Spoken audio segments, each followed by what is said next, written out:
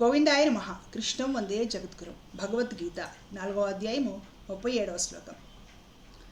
యథైధాంసి సమిద్దోగ్నిః భస్మసాత్ కురుతే అర్జున జ్ఞానాగ్నిః సర్వకర్మాణి భస్మసాత్ కురుతే తథా.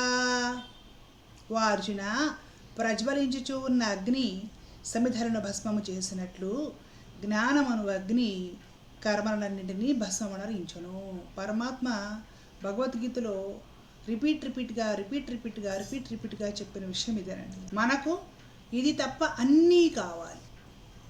అక్కడే మనం బొక్కబోరలా పడుతున్నాము, పవిత్రమైన మానవ జన్మను వృధా చేసుకుంటున్నాం. కలియుగంలో తామసిక ఆరాధనలకే ప్రాధాన్యత ఎక్కువగా ఉంటుందనేసి శాస్త్రాల్లో ఉందన్నమాట.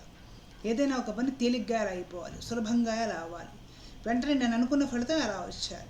నాకు పలానా వాళ్ళు ఎవరు నచ్చలేదు, వాళ్ళు శత్రువులను, వాళ్ళని తొందరగా ఏ విధంగా ఆటంకపరచాలి, ఎలాగ చంపేయాలి.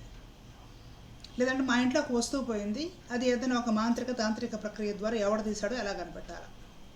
వీటి మీద మనకి ఆరాటాలు తప్ప అసలుకి మానవ జన్మ ఎందుకోసము, ఏం నేర్చుకోవాలి, ఏమి సాధించాలి, ఎక్కడికి చేరాలి, మళ్ళా ఇక్కడికి రాకుండా ఉండాలంటే ఏం చేయాలి, ఇది ఆలోచించడము కలియుగంలో చాలా తక్కువ. కానీ పరమాత్మ ఆలోచిస్తే బాగుపడతావురా అని చెప్తున్నాడు. ఈ ఘోర కలియుగంలో పండితులని చెప్పేవాళ్ళు కూడా కొందరు, పెళ్లి కావాలంటే ఈ హోమం చేయించండి, లేకపోతే చదువు బాగా రావట్లేదు అదేదో ప్రక్రియ చేయించండి, మీ ఇంట్లో అప్పులు ఉన్నాయా ఈ పూజ చేయించండి, వాస్తు సమస్యలు ఉన్నాయా ఆ పూజ చేయించండి, అది చేయించండి ఇది చేయించండి, కింద ఫోన్ నెంబర్లు. ఇంతకు మించి ఎదగండిరా అని ఎవరైనా ప్రచారం చేసి భగవద్గీత లాంటివి ఉత్తమోత్తమైన గ్రంథాలు భగవద్వాణి వివరించారనుకోండి, జనాలు అక్కడికి వెళ్ళిపోతే, ఆ స్థితికి వెళ్ళిపోతే మన బిజినెస్ల పరిస్థితి ఏమిటి. కాబట్టి తొక్కేయాలి. ఇలాంటి ఆలోచనలు నిరంతరము సాగుతూ ఉంటాయి. కలికాల ప్రభావం అదంతా కూడా. కానీ ఎవరు ఎన్ని విధాల ప్రజలను భ్రమకు గురి చేయాలని, మభ్యపెట్టాలని, మోసం చేయాలని ప్రయత్నం చేసిన ప్రజలు ఎంత భ్రమకు గురి అయి మోసపోయినా సరే, ఎవరైనా సరే బాగుపడాలి, మానవ జన్మను సార్థకం చేసుకోవాలి అనుకుంటే తిరిగి భగవద్గీత దగ్గరికి రావాల్సిందే. అదృష్టం ఉన్నవాళ్ళు, పూర్వజన్మ సుకృతం ఉన్నవాళ్ళు భగవద్గీత దగ్గరికే వస్తారు. కాబట్టి పరమాత్మ చెప్తుంది ఏమిటంటే, అర్జున, ప్రజ్వలించుచూ ఉన్న అగ్ని సమిధలను భస్మం చేసినట్లుగా సమిధలు వేస్తాం. అగ్నిహోత్రంలో మండుతూ ఉన్న అగ్ని ఎంత సమిధలు, రకరకాల సమిధలు వేస్తారు. ఆ సమిధలన్నింటినీ కూడా భస్మం చేసేస్తుంది. అవునా? సన్నటి పొలాలు ఉంటాయి సమిధల్లో, లావుగా ఉండే కట్టెలు, పేడులు ఉంటాయి సమిధల్లో. నువ్వు సన్నటి పుల్లయ్యి, లేకపోతే కాస్త లావుగా ఉండదు, ఇంకా లావుగా ఉన్నది కూడా తీసుకెళ్ళిపోయి అగ్ని కణకణ మండుతూ ఉన్నప్పుడు ఏం జరుగుతుంది? నువ్వు 10 రకాల సమిధలు వేసినా కూడా మొత్తం అన్ని భస్మం అయిపోయి బూడిదైపోతాయి, మిగలవు. అవునా? జ్ఞానము కూడా అలాంటిదేనమాట. నువ్వు మహామహా పాపాలు చేసి ఉండు, చిన్నా చితకా పాపాలు చేసి ఉండు, స్వయంకృత అపరాధాలు చేసి ఉండు, తెలియక చేసి ఉండు. ఎప్పుడు నీలో జ్ఞానం ప్రకాశిస్తుందో దాంట్లో పెద్ద పాపాల నుండి చిన్న పాపాల వరకు పాపరాశి మొత్తం ఆ జ్ఞానము అనే ప్రజ్వలించే అగ్నిలో సమిధలు ఎలా భస్మమవుతాయో పాపాలు అలాగే భస్మమవుతాయి. ఇంతకంటే ప్రేమగా, అద్భుతంగా ఎవరండి చెప్పగలుగుతారు? ఒక్క పరమాత్ముడే చెప్పగలుగుతాడు. ఎప్పుడు ఈ జ్ఞానం కలుగుతుందో అతడు భోగముల మధ్య ఉన్నా సరే భోగి కాడు. భౌతిక విషయాల మధ్య సంచరిస్తూ ఉన్నా సరే ఈ సంసారంలో ఉండి వాటి వైపుకు ఆకర్షించబడడు. భౌతిక విషయాలను, సుఖాలను, భోగాలను అనుభవిస్తూ ఉన్నా సరే వాటి చేత తన మనసుకి సంఘం అందించుకోడు. అర్థమవుతుంది కదా?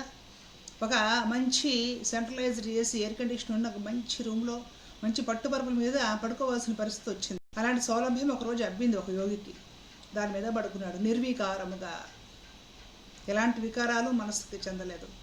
భగవత్ కృప వలన ఈ పూటకి పడుకోవడానికి ఇది లభించింది. భగవంతుడు ఇచ్చింది, సద్బుద్ధితో పడుకుందాం. రేపు ఏ గుడిసెలోనో పడుకోవాల్సి వస్తుంది, చెట్టు కింద గుడ్డ పరుచుకుని పడుకోవాల్సి వస్తుంది.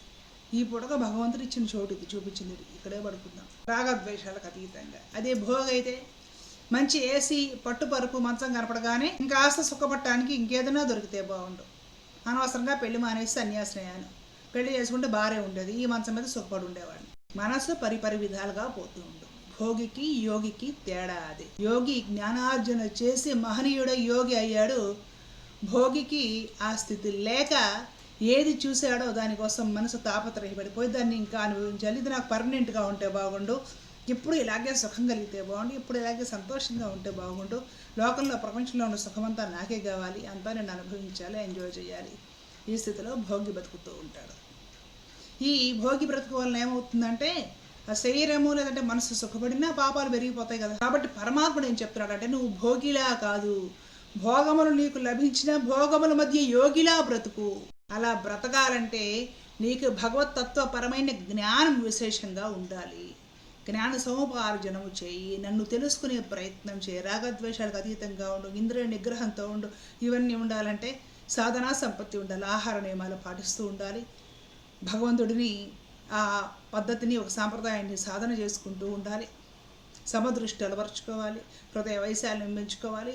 ఇవన్నీ ఎందుకు చేయాలి అంటే భగవంతుడిని ఇంకా తెలుసుకొని ఒక్కొక్క అడుగు ముందుకేసి దగ్గర అవడం కోసం. దగ్గర అయ్యే కొద్దీ భగవంతుడి గురించి ఇంకా తెలుస్తుంది అన్నమాట. తెలిసే కొద్దీ నీలో విశాలమైన హృదయం పెరుగుతుంది, ఆదర్శవంతమైన భావన పెరుగుతుంది, సర్వత్రా భగవంతుడిని దర్శించగలుగుతావు.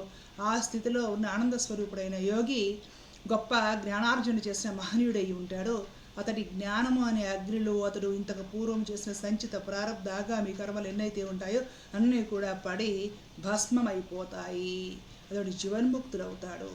కాబట్టి జ్ఞానమే భగవంతుడిని తెలుసుకోవడానికి ఏకైక ఉపాయము. భక్తియుక్తమైన సేవ చేతనే ఒక మనిషి పరమాత్ముడిని తెలుసుకునే జ్ఞానం పొందగలుగుతాడు. ఇది భగవద్వాణి. తెలుసుకున్న వాళ్ళ జీవితాలు సార్థకమవుతాయి. లేదు ఇక్కడిక్కడే సంసారంలో చిన్న చితక కోరికలు తీరడం కోసము ఏవేవో పొందడం కోసం పరిభ్రమిస్తారు అంటే సంసారం అనే చక్రంలో, జనన మరణ చక్రంలో కొన్ని లక్షల కోట్ల జన్మలు పరిభ్రమించాల్సి ఉంటుంది. రెడీగా ఉండాలి. కాబట్టి భగవంతుడు ఏం చెప్పాడు? అమృత వాక్కులు మన అభ్యుదయం కోసము, మనం తరించడం కోసం కళ్యాణప్రదమైన విషయాలు పరమాత్ముడు చెప్పాడు కనుక తెలుసుకొని ఆచరించిన వాళ్ళు ధన్యులవుతారు. ధర్మో రక్షిత రక్షిత. జై శ్రీమన్నారాయణ. కృష్ణార్పణ.